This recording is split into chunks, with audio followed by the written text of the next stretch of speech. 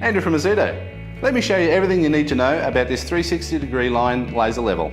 You've got 4 modes. You've got the horizontal, cross, vertical, and even angles. On the back of the pack, you've got your other specifications.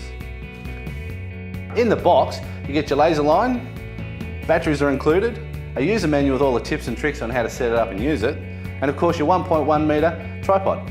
If the laser on your 360-degree laser is flashing, it just means you need to find the level. It's really easy because you've got a sight bubble just here on the side, and you can line it up and the laser will stop flashing.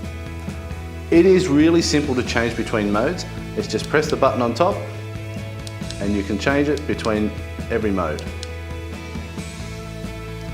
Simple micro adjustment via the little handle here. Just wind it up or down to get your height. You can also adjust it by the tripod legs. Once we're set up, it is really easy to line up a few picture frames on the wall. The self-leveling function makes it really easy to get a perfect vertical line or a horizontal line.